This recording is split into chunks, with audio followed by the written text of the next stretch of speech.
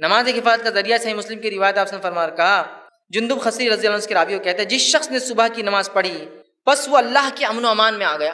جس نے فجر پڑھ لی اللہ نے اس کا ذمہ لے لیا آج کا, اور جس نے فجر نہیں پڑھی سمجھ لو اس کا ذمہ ختم ہو گیا ہے نا. ایک صحابی کا واقعہ, وہ آیا کہ اللہ کے رسول یہ میرا جو اونٹ ہے جس پہ تھے وہ یہ سنتا نہیں میری بات, کیا نہیں کرتا, بات نہیں سنتا میری. صحیح روایت ہے. آپ صلی اللہ علیہ وسلم اونٹ کے پاس گئے, اس اونٹ نے آپ کے کان مبارک کے پاس اپنا چہرہ لایا اور کچھ کہا. صحابی نے کہا اس نے کیا کہا؟ تو کہا تمہاری کمپلین کر رہا تھا, شکایت کر رہا تھا. کہا کیا کہا؟ کہا کہ میں اس لیے اس کی بات نہیں سنتا اللہ کے رسول کہ یہ فجر کی نماز کو نہیں اٹھتا.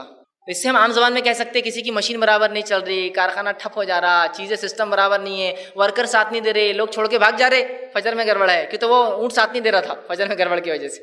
یہ فجر نہیں پڑھتا بول کے میں اس کی بات نہیں سنتا دن بھر, کہیں بھی بھاگ جا رہا, سن رہا نہیں, اس کو ہکالا جا رہا تو مان رہا نہیں. ہو رہا ہے, ہو سکتا ہے ایسا ہے نا. فجر نہیں پڑھ رہے آپ, بزنس نہیں چل رہا, ہوگا کیوں نہیں ہوگا. لوگ آپ کی بات نہیں مان رہے, ہوگا. مچھلی لا رہے بار بار بگڑ جا رہی, فجر شروع کر دیجیے, انشاءاللہ دیکھیے سب معاملے درست ہوتے جاتے ہیں. چونکہ جانور اطاعت نہیں کر رہا ہے کہ انسان کی جو فجر کی نماز نہیں پڑھ رہا, جانور نہیں کر رہا تو فرشتے کیا پھٹکیں گے اس آدمی کے نزدیک, اور کیا اللہ کی رحمت آئیں گے ایسے. تو وہ مہینہ جو ہم پر آنے والا ہے اس کی کیا اہمیت ہے, اس سے کیا فضائل ہے. اگر فضائل ہم جان لیں اس کی اہمیت دل میں جاگ جائیں گی. اور یہ مہینہ یقیناً میں سمجھتا ہوں ہر سال کے رمضان کی طرح پھر ہم پر نہیں گزرے گا. اس لیے کہ ہر سال جو رمضان مجھ پر آپ پہ گزرتے ہیں نا, یہ بالکل حقیقت ہے, چاہے ہم مانیں یا نہ مانیں, یا اس سے ہم اپنی آنکھیں بند کر لیں. اس حقیقت سے ہر رمضان صرف رسمی طور سے ہم پر آتا ہے اور رسمی طور سے چلا جاتا ہے. ایک بس کسٹمر ہی آتا ہے, بس اب رمضان آ رہا, ایک تہوار کا مہینہ آ گیا, اب اس میں ایک روزے رکھنا پڑتے, اس کے بعد ایک عید منانا پڑتی, سال بھر عید کے لیے پیسہ جمع کرنا پڑتا, اور رمضان میں پورا خرچ کر دینا پڑتا ہے اس کے لیے, اور شرخواں منانا پڑتا, اور اس لوگوں کو پلانا ہے, اور عیدی کے لیے مشقت اور محنت کرنا ہے, بچوں کے لباس کے لیے میری پوری محنت اور جو ہے مشقت ہے. باقی رمضان کا اس سے ہٹ کر عبادتی اعتبار سے, تقوی کے اعتبار سے کوئی ہم کو فائدہ نہیں ہوتا ہے. تو گویا اس مہینے کو ہم نے آج تک رسماً منایا, اللہ ماشاء اللہ, یہ میں سب پر الزام نہیں لگا رہا ہوں, اکثریت کو دیکھ کر تمام پر بات کہی جاتی ہے. یاد رکھیے, اگر میں کہوں کہ کسی علاقے کے لوگ سچے ہیں تو اس کا مطلب یہ نہیں کہ 100% سچے ہیں, اکثریت سچی ہے تو کہا جاتا ہے وہ علاقے کے لوگ سچے ہیں. کسی علاقے کے لوگ اکثریت جھوٹے ہیں, زیادہ لوگ جھوٹ بولتے ہیں تو ہم کہتے ہیں وہ علاقے کے لوگ جھوٹے ہیں, لیکن اس کا مطلب یہ نہیں کہ سب جھوٹے ہیں. لیکن اکثریت رمضان کو رسماً مناتی ہے. ہم میں سے رمضان کا پہلا خیال ہمارے ذہن میں آتی, کیا باتیں ہمارے ذہن میں آتی بتائیے. آنا کیا چاہیے اور کیا آتی ہے, دونوں کو ایک طرف ہم رکھیں گے. چلیے, کیا آتی ہے ہمارے ذہن میں بات جب رمضان آتا ہے؟ سب سے پہلا فکر جو آتی ہے وہ یہ ہے, جب رمضان کا مہینہ آتا ہے جو سب سے پہلی فکر مردوں کو شروع ہوتی ہے کہ اب میں اپنے اہل و عیال کو کتنا لا کر دے سکتا ہوں اور کیسے روزی میں اضافہ کروں گا. یہ سب سے پہلا خیال آتا ہے نا. بچیاں ہیں, بچیاں بڑی ہو رہی ہے, بچے ہیں, بچے بڑے ہو رہے ہیں, ان کی مانگ بڑھ رہی ہے, ڈیمانڈز بڑھ رہی ہے, کپڑے مہنگے ہو رہے ہیں, ہے نا, یہ فکر ہوتی ہے. عورتیں ہیں, رمضان آ رہی تو ان کو کیا پہلی فکر ہوتی ہے؟ پہلی فکر یہ ہوتی ہے کہ اب رمضان میں لوگ آئیں گے تو گھر کے کلر کا کیا ہوگا, انٹیریئر ڈیکوریشن کو کیسا مینٹین کر پائیں گے. یہ پردے تو 2 سال پہلے بھی لوگوں نے دیکھے تھے, اب یہ سال کیسے چینج کریں گے.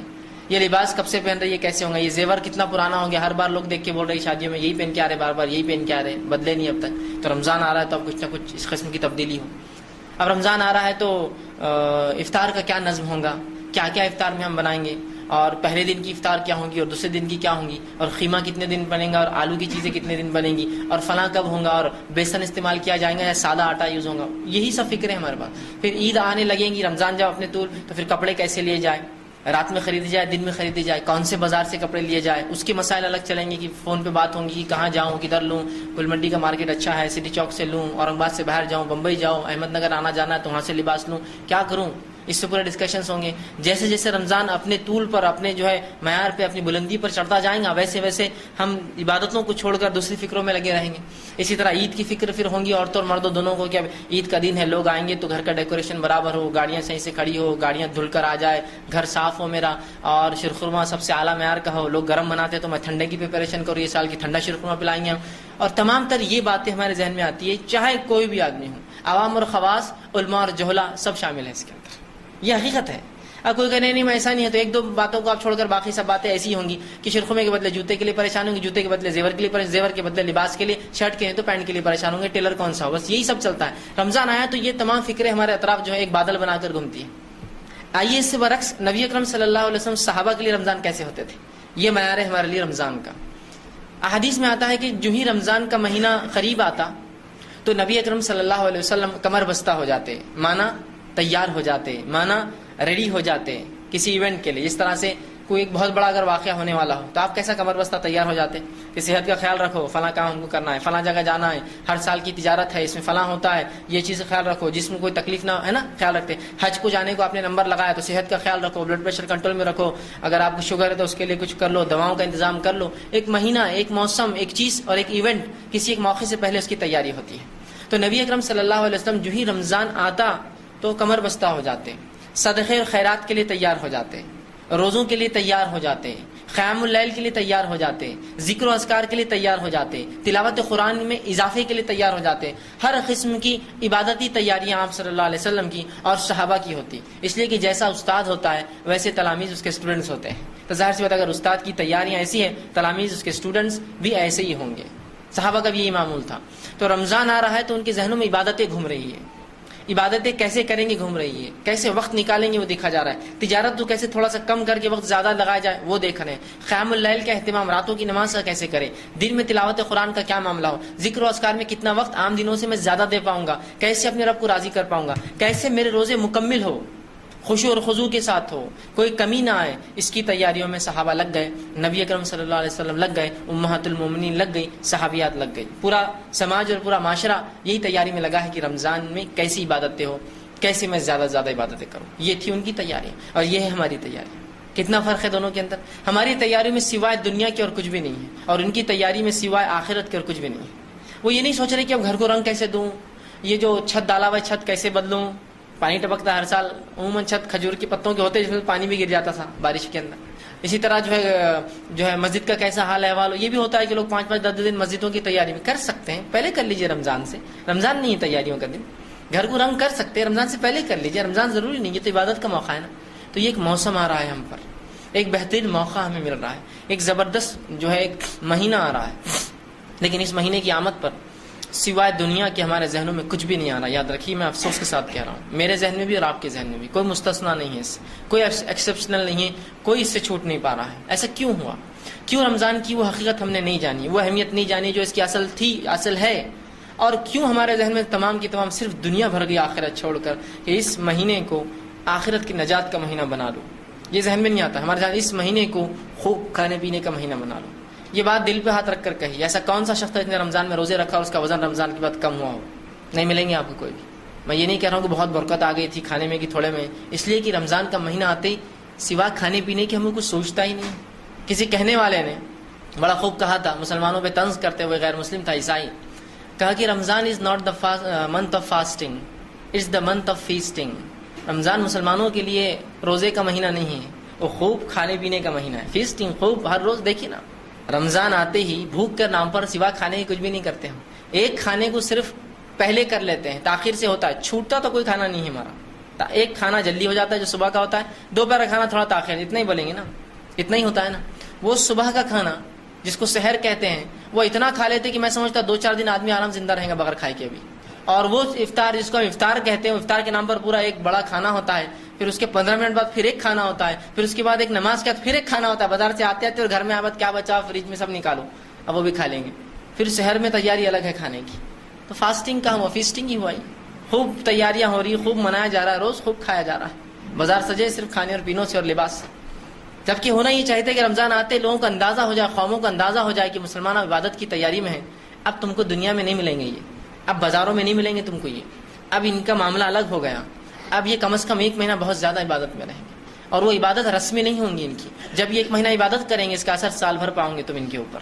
ورنہ ہماری رمضان کی عبادتیں بھی رسمی ہیں، کسٹمری ہے. وہ کیسے؟ غیر مسلموں میں جو اٹھا بیٹھا ہو، جو غیر مسلموں سے تعلقات رکھتا ہو، وہ میرے سے اچھی گواہی دیں گا اس مسئلے کی کہ جو ہی رمضان کا مہینہ آتا ہے غیر مسلم تاجر، غیر مسلم لوگ ایک دوسرے سے مشورے کرتے، بات چیت کرتے، دیکھو کون کون سے مسلمانوں پہ ادھار رہ گیا ہو پیسہ، یہ مہینے میں لے لو، یہ دھوکہ نہیں دیتے اس مہینے میں. اگر رمضان بھر مسلمانوں کو مال سپلائی کرتا رہا تو وہ ایک دوسرے کو فون کر کے بولتے رمضان ختم ہونے سے پہلے دیکھ ان کا پوتر مہینہ ختم ہو رہا، اس سے پہلے لے لے، اس کے بعد سال بھر تیرے کو دھوکہ دینے والا ہے تو ابھی لے لے اس سے جو لینا ہے. تو فوراً وہ بولتا بھائی یہ 3-4 تاریخ سے پہلے میرے کو ہونا پورا معاملہ، اس سبحان عید آ جائیں گی نا تو مسلمان پھر دھوکے باز بن جائیں گے جیسا پہلے تھا، پھر جھوٹا بن جائیں گے جیسے پہلے تھا، پھر جو ہے دغا بازی کریں گے ایسے پہلے کر رہا تھا. تو گویا اس مہینے کو ہم رسمن مناتے ہیں، کسٹمری کہ بھائی جھوٹ مت بولو، نظروں کی حفاظت کرو، دین کو اختیار کر لو، تقوی اختیار کر لو.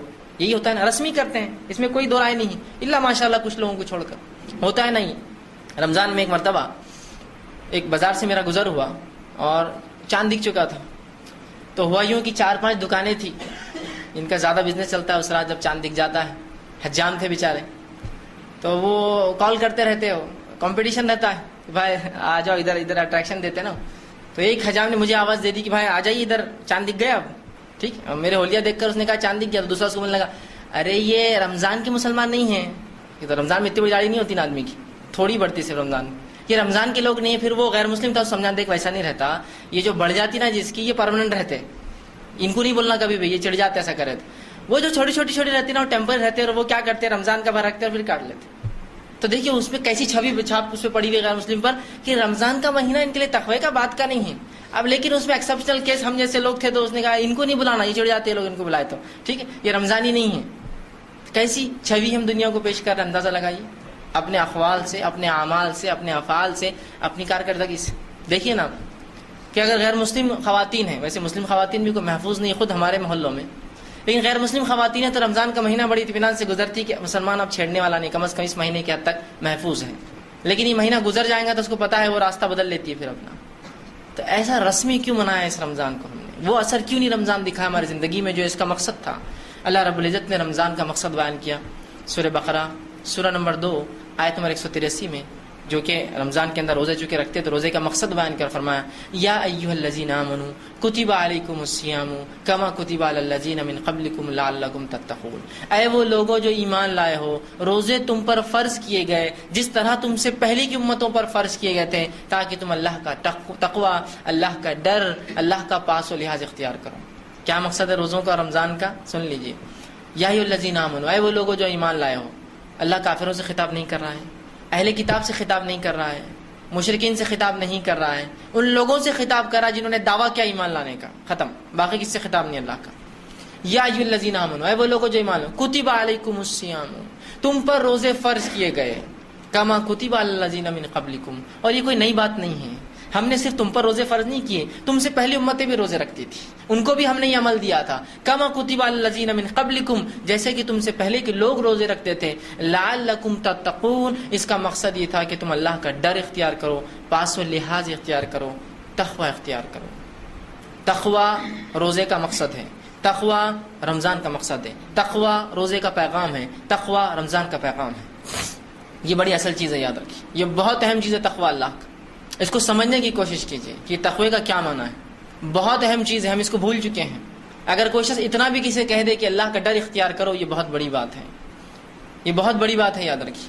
ایک مرتبہ ایک بات ہوئی، ایک واقعہ ہوا کہ ایک نوجوان نے خواہش کی ایک شخص سے کہ میں لوگوں سے کچھ خطاب کرنا چاہتا ہوں، لوگوں سے کچھ بیان کرنا چاہتا ہوں. انہوں نے اسے ایک موقع دیا کہ آؤ لوگوں سے بیان کرو، لیکن اس میں ہمت نہیں تھی، ڈر تھا. چونکہ ہر کسی میں وہ جو ہے وہ صلاحیت نہیں ہوتی کہ لوگوں کے سامنے کھڑے ہو کر وہ بات کر سکے. وہ نوجوان چڑھا اور صرف اتنا کہا یا ایھا الناس اتقوا اللہ، اے لوگوں اللہ سے ڈرو، اور اتر گیا. کہا بس میں اس سے زیادہ کچھ نہیں بول سکتا، مجھ میں ہمت نہیں. لیکن دیکھیے اس نے اپنے دل کی گہرائیوں سے ایک پیغام پہنچا دیا، اللہ سے ڈرو. اس سے بڑا پیغام کوئی نہیں کہ یا ایھا الناس اتقوا اللہ، اے لوگوں اللہ سے ڈرو. اللہ رب العزت نے بار بار اس پیغام کو قرآن میں دہرایا، یا ایھا الذین آمنوا اتقوا اللہ، اے وہ لوگوں جو ایمان لائے اللہ کا ڈر، تقوی اختیار کرو. اور بار بار اس جملے کو دہرایا. تو اللہ کا تقوی سمجھیے، اس بات کی بڑی اہمیت ہے. آپ کہیں گے اتنا سا مقصد، عظیم مقصد ہے یہ. اللہ کا ڈر جب انسان میں آ جاتا ہے تو حرام اور حلال کی تمیز کرنے لگتا ہے، دین اور شریعت اور جو ہے دنیا کے اندر وہ فرق کرنے لگتا ہے، دنیا پہ آخرت کو ترجیح دینے لگتا ہے، حرام حلال کی تمیز کرتا ہے، دھوکے بازی، جھوٹ اور تمام وہ خصلت رذیلہ جس کو کہتے ہیں، بری خصلتیں، ان سے احتیاط کرتا ہے. اور وہ خصلتیں جن کو حسن خلق کہتے ہیں، اچھی اخلاق، اچھی باتیں، اچھی خصلتیں، اچھی عادتیں اپنے نفس میں پیدا کرتا ہے. اس کے ہر عمل سے چھلکتا ہے کہ اللہ کا ڈر رکھنے والا ہے، اور ہر بار آخرت اس کے ذہن میں ہوتی ہے کہ یہ کروں گا تو اس کا اثر آخرت پہ کیا ہوگا، یہ کروں گا تو اس کا آخرت پہ اثر کیا ہوگا. تو اللہ کا ڈر بڑی عظیم چیز ہے. اور یہ ایک مہینے کا پیریڈ 29 دن یا 30 دن بولیے، شرعی اعتبار سے ایک مہینہ ہی ہوتا ہے.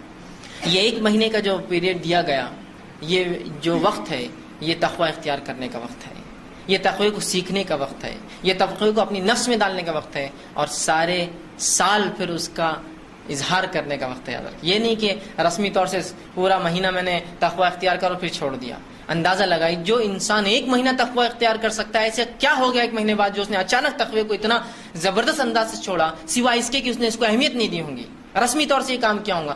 جو شخص ایک مہینے تک 5 وقت کی نمازیں پڑھتا ہے. ایسا کیا ہوا اس 31ویں دن یا 30ویں دن روزہ مطلب رمضان ختم ہونے کے بعد، مہینہ ختم ہونے کے بعد، کہ اس کی زندگی کایا پلٹ گئی اور وہ ایک بھی نمازیں نہیں پڑھتا سوائے اس کے کہ جو مہینہ گزرا اس نے اس کو بغیر تقوی کے گزارا، بغیر اس کے، اور صرف رسمی دکھاوے کے لیے سب کام کیا. 30 دن ٹریننگ کے بعد بھی اگر کوئی ایسا کرے تو عجیب بات ہے نا.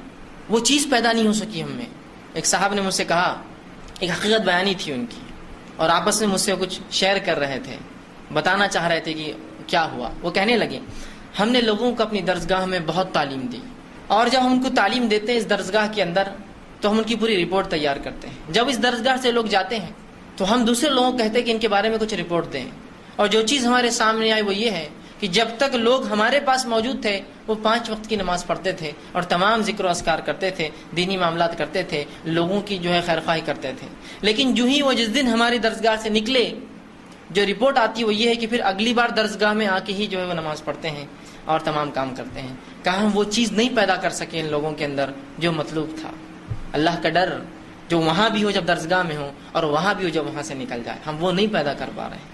اس کے لیے کیا کیا جائے؟ اور واقع میں ایک جس کو کہیں گے ایک درد بھرا ان کا جو ہے یہ ایک دکھ تھا جو انہوں نے پیش کیا کہ ہم نہیں پیدا کر سک رہے وہ فطرت، وہ صفت لوگوں کے اندر، اس لیے کہ وہ تقویٰ غائب ہے ہماری زندگیوں سے. وہ جب نہیں ہوتا ہے تو رسمی ہوتی ہے چیزیں. تو جو تقویٰ ہم رمضان میں اختیار کرتے ہیں نا وہ رسمی ہی ہے. اگر وہ حقیقی تھا تو اس کا اثر زندگی بھر چھلکتا، سال بھر تو چھلکتا ہی، زندگی بھر چھلکتا، اور اگلے سال تک جو کوتاہیاں ہوتی پھر وہ رمضان آپ کو فریش کر دیتا، ریفریش کر دیتا، آپ کی اصلاح کر دیتا اور ایک بہترین انسان بنا دیتا آپ کو اور ہم. لیکن ایسا نہیں ہو پا رہا ہے. رمضان آ رہا ہے اور جا رہا ہے، آ رہا ہے اور جا رہا ہے، بس کتنے پتہ نہیں زندگی میں ہمارے گزر گئے. اللہ ہی رحم کرے، پتہ نہیں اگلا ہم پاتے ہی یا نہ پاتے ہیں. تو اس سے پہلے کہ رمضان ہے اس کی تیاری کر لیجئے اور پرماننٹ چینج کے ارادے کیجئے. ایک مکمل طور سے ایک بنیادی تبدیلی، پرماننٹ چینج لائف کے اندر میرے. اور رمضان ہے ہی اس کے لیے دیا ہی گیا اس کے لیے کہ ایک مکمل تبدیلی انسان کے اندر لا دے وہ ایک مہینہ کے اندر. اور جب مہینہ بھر انسان نمازیں پڑھے اور صرف فرض بھی پڑھے تو 5 وقت کی نمازیں پڑھتا ہے، 30 دن پڑھتا ہے، 150 وقت کی نمازیں پڑھ رہا ہے. 150 بار کسی عمل کو دہرانے کے بعد کیا پھر وہ عمل بھول سکتے ہیں آپ اتنے آسانی سے؟ کہ ایک چاند دکھا تو مسجد میں جگہ کی کمی ہو گئی، اور ایک چاند دکھا تو مسجد کی صفحے ایسی ویران ہوئی کہ اگلے سال تک سے ترس رہی ہے کہ لوگ آ کر کھڑے ہو اس کے اوپر. ہے نہیں ہے حقیقت. تو گویا مسلمان نے رسمی منایا اس رمضان کو کہ ایسی کوئی مسجد نہیں ہوتی شہر اور گاؤں میں جو رمضان کی 1 تاریخ جب چاند دکھ جاتا ہے، پہلی تراویح ہوتی ہے یا دوسری تراویح ہوتی ہے، اس میں جگہ پورتی ہو.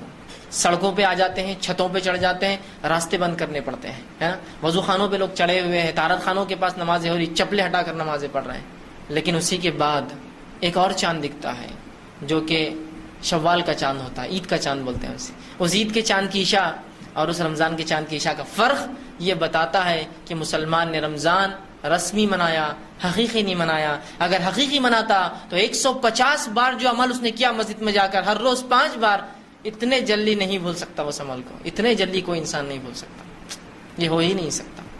ایک مثال دیتا ہوں.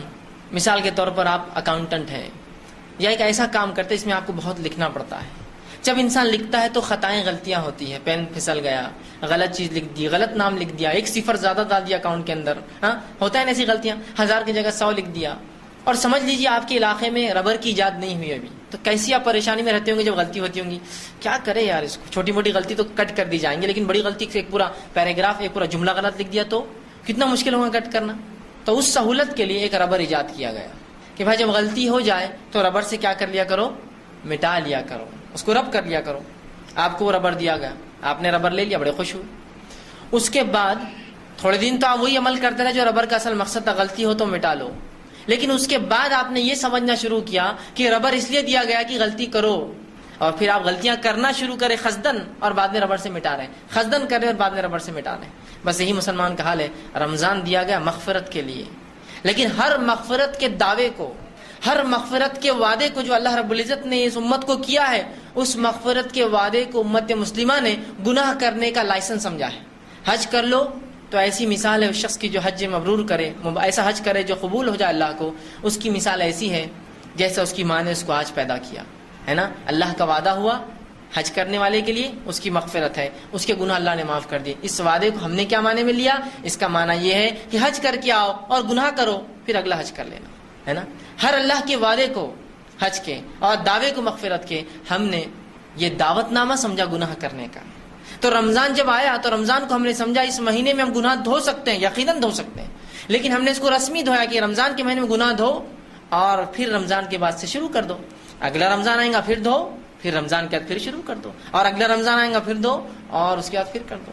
اسی وجہ سے یہی حالات کو دیکھ کر شاید وہ مثال بنی کہ 100 چوبے کھا کر بلی چلی. آپ سمجھتے ہیں کیا بولا؟ مطلب بہت اپنے آپ کو گناہ میں ڈال دیا, ہزاروں لاکھوں کو لوٹ لیا, اور پارسا بننے کے لیے پھر ایک عبادت کر کے آ گئے, اور آنے کے بعد پھر وہی گناہ میں ملوث. تو ہر اللہ کے وعدے کو مغفرت کے ہم نے گناہ کا لائسنس سمجھا ہوا ہے. ارے اس کا مطلب تمہارے گناہ معاف ہو گئے, ماشاءاللہ حج کر کے آ گئے, پھر اب کرو نا نئے گناہ. پھر اچھا اس کا مطلب یہ. اور مولوی صاحب نے بولا پچھلے پورے معاف ہو گئے, مطلب آپ تم کر سکتے ہو. اللہ کے بندوں کے حق کبھی معاف نہیں ہوتے, حتیٰ کہ اللہ کے بندوں کے حق اللہ بھی نہیں معاف کرتا. مطلب میرے کو ان سے معافی مانگنا پڑیں گی ذاتی طور سے, اور وہ چیز دینا, وہ وعدے پورے کرنا پڑیں گے جو کیے تھے. تو رمضان پھر مغفرت کا ایک مہینہ آ رہا ہے, لیکن اس مغفرت کو پھر ہم نے سمجھا یہ گناہ کرنے کا لائسنس ہے, گناہ کرنے کے لیے وجہ ہے رمضان. اب رمضان گزار لیا, نمازیں پڑھ لی, روزہ رکھا, زکوٰۃ دی, حج کیا, اس کا مطلب یہ, عمرہ کیا, اس کا مطلب یہ کہ اب نئے گناہ کرنا ہے مجھے اگلے سال تک. تو رمضان ایک ایسا مہینہ اپنے لیے بنا لیجئے جو ایک پرماننٹ چینج, ایک ایسی تبدیلی میری زندگی میں لائے کہ میں واقعی میں پلٹ جاؤں, پورا رمضان مجھے جو ہے پھیر دے, ایک عجیب انسان بن جاؤں رمضان کے بعد میں. تو کوشش کریں اس رمضان کو وہی رمضان اپنے لیے بنا لوں میں جو میری زندگی کو تبدیل کرتے. اور اس کے بعد لوگ کہیں یہ رمضان سے پہلے ایسا تھا, اس میں چند ایسے گناہ تھے, سبحان اللہ ماشاء اللہ چھوڑ چکا ہے رمضان کے بعد. 30 دن جب عمل کیا تو کیوں نہیں چھوڑیں گا ایک انسان. اور فلاں اس میں کمیاں تھی, ماشاء اللہ وہ کمیاں ختم ہو چکی ہے. پہلے 3 وقت نماز پڑھتا تھا, اب 5 پڑھتا ہے. اگلا رمضان آیا, دیکھو پچھلے رمضان تک یہ بے نمازی تھا, پچھلے رمضان نمازی بنا, اس رمضان اس نے تو نوافل کا بھی اہتمام شروع کر دیا, اب تو زیادہ دیر تک مساجد میں ہوتا ہے. پھر اگلا رمضان آیا, ارے یہ پچھلے رمضان تک فلاں تھا, اگلے رمضان یہ تبدیلی, یہ اب دیکھو ماشاءاللہ فلاں کر رہا ہے. میں یہ نہیں کہہ رہا ہوں یہ آپ کو بتانا یہ تبدیلی میرے اندر آئی, دیکھیے رمضان گزر, نہیں, یہ اندر ہوں گی اپنے اندر, لوگ محسوس کریں گے اس چیز کو. جیسا لوگوں نے محسوس کیا نا ہماری برائی کو, کہ رمضان کی 1 رات پہلے رمضان شروع ہوا, چاند رات ہوئی, چاند رات تک انسان جو ہوتا ہے اس مغرب تک, اور چاند رات کے بعد جو انسان ہوتا ہے وہ فرق محسوس کرتے ہیں لوگ.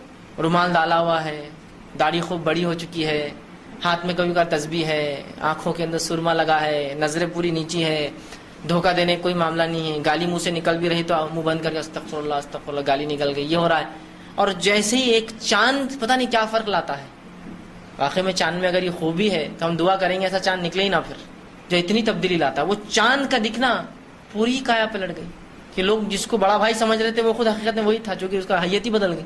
رومال اس کا غائب ہو گیا, لباس اس کا تبدیل ہو گیا, سنت نوافل اس کی چھوٹ گئے, فرائض کا اہتمام تو بہرحال بہت دور کی بات ہے, رہا ہی نہیں معاملہ ہو.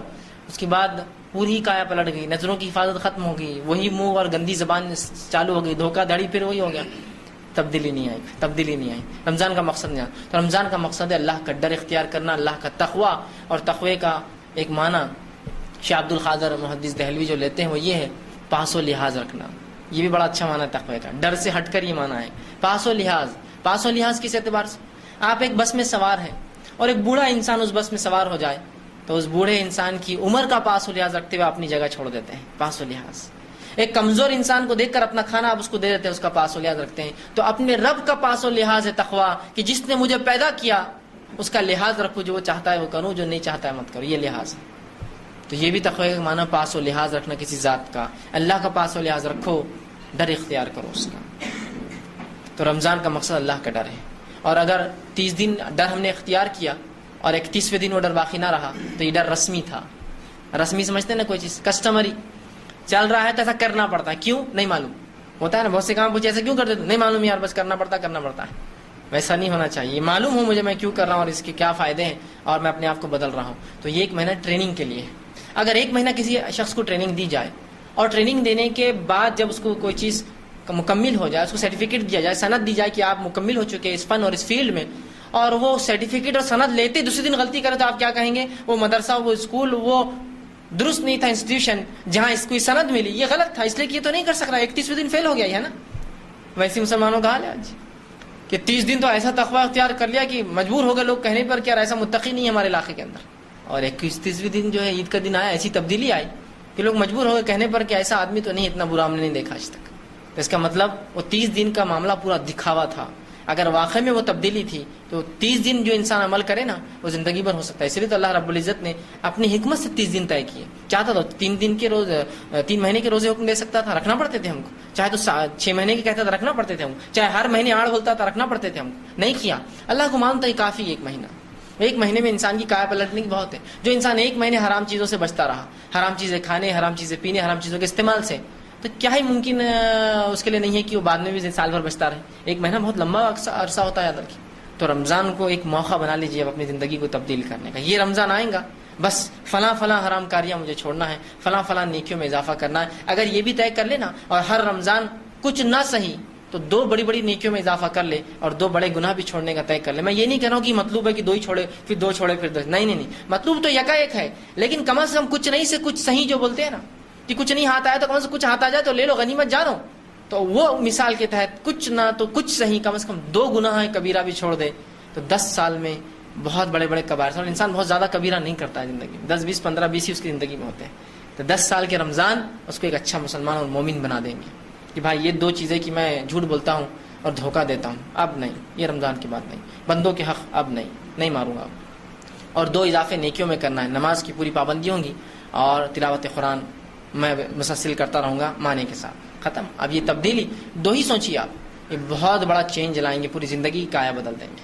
بالخصوص نماز, اس لیے کہ نماز وہ عمل ہے جو انسان کو فحش اور منکر, گندگی, بے-حیائی, برائی اور خراب کاموں سے روکتا ہے. ٹھیک, تو ایسے اضافہ کرتے رہے تو ہر رمضان 2 گناہ اور ہر رمضان 2 نیکیوں میں اضافہ کرے تو دیکھیے آپ کی زندگی 10 سالوں میں بدل جائیں گی. مطلوب نہیں ہے, لیکن کچھ نہیں سے کچھ صحیح کی مثال دے رہا ہوں. مطلب تو یہ کہ رمضان آتے ہی زندگی کایا پلٹ جائے. اب جتنی گناہ تھے ماں سے چھوڑوں اور جتنی نیکیاں ہو سکتے اتنے کروں, یہ میرا ایک منشا ہو, میرا یہ مشن ہو اس کے لیے. تو اب پھر ایک رمضان آ رہا ہے, اس کو مشن بنا لیجیے. رمضان کی فضیلتیں کیا ہے, اس کی اہمیت کیا ہے؟ سب سے پہلی اہمیت اس مہینے رمضان کی یہ ہے کہ اللہ رب العزت نے اس مہینے کو اپنی فرض عبادت روزے کے لیے انتخاب کیا. بس یہی سمجھنے کے لیے کافی ہے اس کی فضیلت کیا ہے کہ رمضان کے روزے فرض ہیں, ہے نا. تو روزے جیسی فرض عبادت کو اللہ رب العزت نے جس مہینے میں فرض کیا, وہ مہینہ کون سا ہے؟ رمضان کا انتخاب کیا کہ اس مہینے مسلمانوں تم روزے رکھو گے. میں سمجھتا ہوں یہ ایک بات ہی کافی ہے رمضان کی فضیلت سمجھنے میں کہ کتنی زیادہ اس مہینے کی فضیلت ہے کہ اس مہینے میں اللہ نے اپنی ایک فرض عبادت کو ہم پر فرض کیا اور اس مہینے کا انتخاب کیا. اور نبی اکرم صلی اللہ علیہ وسلم بخاری کی روایت فرماتے ہیں, عبداللہ ابن عمر رضی اللہ عنہ حدیث کے راوی, اور کہتے ہیں بنی الاسلام علی 5, اسلام کی بنیادیں 5 چیزوں پر اللہ نے رکھی ہے. اسلام کے ستون 5 ہے. پہلی کہ تم گواہی دو کہ اللہ کے سوا کوئی معبود برحق نہیں اور محمد صلی اللہ علیہ وسلم اس کے رسول ہیں. اور وَإِقَامِ الصَّلَاةِ, اور نماز قائم کرو. وَإِيتَاءِ الزَّكَاةِ, اور زکات ادا کرتے رہو. وَالْحَجِّ, اور اللہ کے گھر کا حج کرو. وَصَوْمِ رمضان, اور رمضان کے روزے رکھو. تو 5 فرائض ہیں جس میں سے روزہ ایک فریضہ ہے, اور اس روزے کے لیے اللہ رب العزت نے اس مہینے کا انتخاب کیا. یہ بڑی اہم فضیلت ہے. اس مہینے کی دوسری فضیلتیں کیا ہیں, آئیے ہم دیکھتے ہیں. نبی اکرم صلی اللہ علیہ وسلم فرماتے ہیں, مسلم کی روایت ہے, آپ نے فرمایا رمضان کا مہینہ جو ہی آتا ہے جنت کے تمام دروازے کھول دیے جاتے ہیں حتیٰ کہ ایک بھی بند نہیں رہتا, اور جہنم کے تمام دروازے بند کر دیے جاتے ہیں حتیٰ کہ ایک بھی کھلا نہیں رہتا, اور تمام سرکش جن اور شیاطین قید کر لیے جاتے ہیں. سبحان اللہ, کیا فضیلت ہے اس مہینے. لیکن آپ ایک بات سوچ سکتے ہیں, ابھی جنت میں کون گیا اور جہنم میں کون گیا؟ کیوں بتایا جا رہا ہے یہ جنت کے دروازے کھولنا اور جہنم کے دروازے بند کرنا یہ ایک علامت ہے, یہ ایک اشارہ ہے کہ مغفرت حاصل کر دو. عام ہے مغفرت, جنت کھول دیا ہوں میں نے اس مہینے کے اندر, یہ اعلان ہے صرف ایک, ابھی جا نہیں کوئی رہا, اعلان ہے. لیکن اور جہنم کے دروازے بند ہے, اعلان ہے یہ کہ اپنے معصیت سے رک جاؤ, مجھ سے توبہ کر لو, دیکھو بند کر دیا ہوں میں نے اس دروازے کو. یہ اعلان ہے قسم کا. لوگ بولتے ہیں ابھی تو کوئی گیا نہیں, پھر کیوں؟ ابھی کوئی گیا نہیں, یہ اعلان ہے. علامتی کچھ چیزیں ہوتی ہیں, سمجھ رہے آپ, خالی اس کو ایک ایسا سائن, ایک نشانی کے طور پر بیان کیا جاتا ہے نا, اور اس سے اندازہ ہو جاتا ہے نا آپ کو, ہے نا. اور اگر وہ چیز میرے ساتھ نہ بھی ہو تو اندازہ تو آپ کرتے ہیں نا. مثال دیتا ہوں, آپ کے علاقے کے نزدیک کوئی ڈیم ہے, سمجھ لیجیے ہمارے علاقے کے نزدیک ڈیم ہے, پیٹھن کا ڈیم ہے نا. اب کسی نے خبر دی کہ پیٹھن کے ڈیم کے 10 دروازے کھل گئے, تو ہماری کیفیت کیا ہوتی؟ اوہ کیا حال ہوا ہوگا پیٹھن والوں کو, آپ یہ ہو گیا ہوگا, وہ ہو گیا ہوگا, ویسا ہو گیا ہوگا, اتنے ڈب گئے ہوں گے, فلاں ہوں گے, میرے ایک رشتے دار بھی رہتے ہیں, ان کا کیا ہوگا کیا معلوم, کتنی فکریں ہوتی. حالانکہ آپ کا کوئی تعلق نہیں ہو دروازوں سے, نہ آپ اس علاقے میں رہتے. خالی نوشن, خالی بتانا کہ 10 دروازے کھل گئے آپ کے لیے ایک بہت بڑی چیز ہے. خالی امیجن کر رہے ہیں آپ, کیا پانی نکل رہا ہوگا, کیا تباہی مچی ہے نا. تو اندازہ لگائی رمضان آ رہے جنت کے دروازے کھل رہے ہیں. کیا نعمتیں ہیں اس کی, کیا برکتیں ہیں اس کی, کیا فائدے ہیں اس کی. ایک علامت ہے, کھلی ہے حاصل کر لو, کھلی حاصل کر لو. اور جہنم کے دروازے بند ہے, سبحان اللہ, تمام گناہ کے راستے, تمام سزائیں بچ جا رہے. جہنم ایسی جگہ ہے جس میں کسی قسم کا سکون نہیں یاد رکھے. الحمدللہ ہم بچ رہے ہیں, لہٰذا اپنی نفس کو اب ہم زندگی بھر اس چیز سے بچا لیں. تو یہ علامت ہے, اللہ اعلان کر رہا ہے کہ اعمال ایسے کر لو, یہ مہینہ ایسا ہے کہ تم ایسے اعمال کر سکتے ہو کہ وہ حاصل کر لو جس کے دروازے کھلے ہیں. اور یہ مہینہ وہ ہے جس میں گناہوں سے رک جاؤ اور اس چیز سے نجات پالو جو سب سے بری جگہ ہے, وہ ہے جہنم. اعلان کر رہا ہے یہ مہینہ ہم سے. مطلوب ہے اس مہینے میں کہ ہم جنت حاصل کریں اور جہنم سے نجات پائیں. اور تمام سرکت جن اور شیاطین قید کر لیے جاتے ہیں. جن اور شیاطین بند ہے, مطلب مومنوں کو موقع ہے پورا کہ اب بہکانے والا بھی تم کو نہیں بہکا رہا ہے مسلمانوں, اب شیطان بھی تم کو نہیں بہکا رہا ہے, تو اچھے اعمال کرو, نیکی کی طرف متوجہ ہو. اور اگر اس مہینے بھی آپ دیکھیں لوگ گناہ اور معصیت کی طرف بڑھتے ہیں تو یہ تو وہ نفس ہے جو شیطان ٹریننگ دے چکا ہوتا ہے 11 مہینے, جو نفس کام کرتی ہے. لیکن اب سرکت جن اور شیاطین قید ہے تمام کے تمام. آپ کوئی بہکا نہیں رہا ہے آپ کو نماز کو مت جاؤ, روزہ مت رکھو, صدقہ کیوں کر رہے ہو, نہیں, آپ کوئی بہکا نہیں رہا ہے. یہ نفس ہے جو ٹریننگ پا چکی 11 مہینے, وہ اپنی برائیاں اور خباثیں کا اظہار کرتی ہے, برائیاں اس کی نظر آتی ہیں. کتنی بڑی فضیلت ہے, جنت کھلی ہے, جہنم بند ہے, اور مومنوں کو عبادت کے لیے, سکون و تسلی کے لیے جن اور شیاطین قید کر دیا اللہ نے. جو سرکش ہوتے ہیں, جو برے ہوتے ہیں, سب نے قید کر دیے جاتے ہیں. ٹھیک, اسی طرح رمضان کی فضیلت یہ بھی ہے کہ اس میں کیا گیا عمرہ حج کے برابر ثواب دیتا ہے. نبی اکرم صلی اللہ علیہ وسلم سے روایت ہے, مسلم کی حدیث ہے. آپ صلی اللہ علیہ وسلم نے ایک صحابیہ سے ایک مرتبہ پوچھا جس نے حج کا ارادہ کیا تھا کہ وہ نبی اکرم صلی اللہ علیہ وسلم کے ساتھ حج کرے گی, لیکن انہوں نے اپنا ارادہ ملتوی کر دیا, کینسل کر دیا. رسول اللہ صلی اللہ علیہ وسلم نے ان سے پوچھا کیا تم ہمارے ساتھ حج کو نہیں چلوں گی؟ تو کہ اللہ کے رسول, گھر میں صرف 2 اونٹ ہے اور پانی بھرنے کے لیے اور کھیتی کے لیے وہ لگتے ہیں, تو لہٰذا اس سال تو میں حج کو نہیں آ پاؤں, سواری نہیں ہے نا, حج کو نہیں آ پاؤں گی. تو نبی اکرم صلی اللہ علیہ وسلم اس خاتون اس صحابیہ سے کہا تو پھر تم ایک کام کرنا, تم رمضان میں عمرہ کر لینا, رمضان میں کیا گیا عمرہ حج کے برابر ثواب دیتا ہے. لیکن وہ حج کو ساکت نہیں کر دیتا, حج کو ایکسیپشنل نہیں کرتا کہ حج مت کرو عمرہ کر لے, نہیں, لیکن اس کے برابر اجر اور ثواب دیتا ہے. تو رمضان میں کیا گیا عمرہ حج کے برابر اجر رکھتا ہے. تو اللہ نے جس کو مال و دولت دے رکھی ہو ضرور اس مال و دولت کا فائدہ اٹھائے اور ضرور رمضان کے اندر عمرہ کرے. اس کی بڑا اجر, بڑا ثواب, بلکہ حج کے برابر اجر و ثواب. لیکن یہ حج کو ختم نہیں کرتا, حج کی فرضیت اپنی جگہ ہے, لیکن استطاعت نہیں ہے. استطاعت ہے تو حالات نہیں ہے, حالات ہے تو ماحول ویسا نہیں ہے, ماحول ہے تو پھر محرم نہیں ہے کہ عورت ہو, مسائل تو ہوتے ہیں انسان کے ساتھ. پیسہ ہے میرے پاس لیکن کوئی حج ٹور والے نہیں, سب فل ہو گئے, کیا کروں, پیسہ ویسے پڑا رہے ہیں. تو ایک موقع ہے کہ پھر وہ جا کے کم از کم عمرہ کر لے رمضان کے اندر تاکہ اس کا اجر مل جائے اس کو, اور پھر حج کا موقع اگلے سال ضرور پائیں گا تو پھر حج بھی کرے. سمجھ رہے آپ بات کو؟ تو اتنا اجر اور ثواب اس مہینے میں ہے کہ ایک عمرہ جو کہ حج اصغر ہے, یقیناً حج کے برابر نہیں ہوتا, چھوٹا حج ہے وہ کرنے والے کو بڑے حج اصغر کا حج اکبر کا ثواب ملتا ہے. ہمارے پاس یہ غلط فہمی ہوتی ہے, حج اکبر بولے تو وہ حج جو جمعہ کے دن آتا ہے, ویسا نہیں, یاد رکھیے. حج اکبر کہا جاتا ہے حج کو, حج اصغر کہا جاتا ہے عمرے کو. اسی لیے دونوں کے کرنے والے کو حاجی بولتے ہیں, ہے نا. کبھی کبھار آپ عمرے کو گئے ہوں گے تو عمرے میں لوگ آپ کو حاجی حاجی بولتے ہیں. اور اب اگر کوئی آپ کو ہٹانا چاہ رہا ہو راستے سے, حاجی حاجی بولتے جائیں, آپ بولیں گے میں حاجی تھوڑی ہے, میں تو عمری ہے, ابھی عمرہ ہی کر رہا ہوں, ہے نا. چونکہ یہ لقب عمری کو کہاں لگائیں گے جا کر, حاجی اچھا بڑا لقب ہے, ٹائٹل تو نہیں. وہ آپ بھی حج کر رہے ہیں, چھوٹا حج ہے, حج اصغر ہے, اور حج اکبر بولتے ہیں حج کو. تو یہ مت سمجھیے جمعے کو جو حج آتا ہے اس کا ثواب کچھ زیادہ ہے, وہی حج اکبر کا معنی حج اور حج اصغر کا معنی ہوتا ہے عمرہ. تو عمرے کا ثواب جو حج اصغر ہے اس کا ثواب حج اکبر کے برابر مل رہا ہے آپ کو. ٹھیک, تو کوشش کرے اس میں عمرہ کرے, اس سے اس مہینے کی فضیلت بھی پتہ چلے. اسی طرح ہر شخص چاہتا ہے کہ اپنے اعمال کے علاوہ بھی کچھ میں ایسا کروں اپنی زندگی میں کہ میری سفارش ہو قیامت کے روز. چاہتا ہے نا ہر شخص, چاہے نبی کی سفارش ہو, چاہے جو ہے صحابہ کی سفارش ہو, چاہے صالحین کی سفارش ہو, چاہے اللہ کے ولیوں کی سفارش ہو. چاہتا ہے نا ہر شخص سفارش ہو. آئیے جائز سفارش کیا ہے بتا رہا ہوں میں آپ کو. جو چیز واقعتاً سفارش کرنے والی, جس کے الفاظ آ رہے حدیث کے اندر, نبی اکرم صلی اللہ علیہ وسلم فرماتے ہیں, یہ مسند احمد الطبرانی کی روایت ہے, آپ فرماتے ہیں روز قیامت کے دن روزہ اور قرآن سفارش کریں گے, شفاعتی بننے والے ہیں. کون؟ روزہ اور قرآن. اب دیکھیے بتایا جا رہا ہے, جو بتایا جا رہا ہے وہ زیادہ افضل ہے بنسبت اس کی جس کو ہم سوچ رہے ہیں وہ کریں گے یا نہیں کریں گے, لیکن یہ تو ہے یہ کرنے والے ہیں. روزہ اور قرآن قیامت کے روز سفارش کریں گے, اور روزہ آ کر کہیں گے اللہ یہ شخص میری وجہ سے, میری خاطر کھانے پینے سے اور شہوت سے رکتا رہا, روزہ کیا ہوتا ہے؟ سورج نکلنے کے پہلے سے سورج ڈوبنے تک انسان کھانا نہ کھائے اور ہم بستری نہ کریں، یہی تو روزہ ہے۔ یہ دو چیزیں تو حرام ہو رہی ہے اس وقت، جبکہ عام حالات میں حلال ہے۔ یہ رکتا رہا ان دو اعمال سے صرف میری خاطر، لہٰذا میری سفارش اس کے حق میں قبول کر۔ نبی اکرم صلی اللہ علیہ وسلم فرماتے اس کی سفارش قبول ہوگی، اور قرآن آئیں گا اور کہیں گے اے اللہ یہ بندہ میرے لیے راتوں میں جاگتا رہا، مطلب خیام میں مجھے پڑھتا رہا، راتوں کی نمازوں میری تلاوت کی، میرے لیے یہ جاگتا رہا، لہٰذا میری سفارش اس کے حق میں قبول کر۔ رسول اللہ فرماتے اس کی بھی سفارش قبول کی جائیں گی، دونوں کی سفارشیں قبول کی جائیں گی۔ تو روزہ سفارشی ہے، تو اس کو خشوع اور خضوع کے ساتھ، پورے دل کے ساتھ اور بالکل اطمینان اور جیسا اس کا حق رکھیے کہ اس میں کوئی غلط بات نہ ہو، لرزشیں نہ ہو، گالی گلوچ نہ ہو، جھوٹ نہ کہے، غیبت نہ کرے، فحش کلامی نہ ہو، جھگڑا نہ ہو۔ اس کو پورے اپنے صحت کے ساتھ، جس کو کہیں صحت روزے کو کمزور نہ ہونے دیں، آپ رکھیے۔ ثواب کیا پائیں گے اس کا؟ سفارش اس کی روز قیامت شفاعتی بنے گا، بلکہ آ کر اللہ رب العزت سے نبی اکرم صلی اللہ علیہ وسلم کی حدیث کے مطابق یہ جو ہے مجادلہ کریں گا، نہیں اس کو آپ بخشیے، یہ مجھے رکھتا تھا، یہ مجھے پڑھتا تھا۔ اندازہ لگائیے کتنے زبردست سفارشی ہے یہ، اور یہ ہمارے اعمال ہیں، ان کے لیے ہمیں کسی کا سہارے کی ضرورت نہیں ہے۔ پرسنل جو ہم کر سکتے سفارش کے لیے وہ عمل ہے یہ، دوسرے کریں گے نہیں کریں گے تو بات کی بات ہے، مسئلہ یہ کہ جو ہو سکتا ہے وہ تو کیجیے پہلے، ہم یہ کریں گے، سفارش کریں گا روزہ، اس کی فضیلت اندازہ لگا لیجیے۔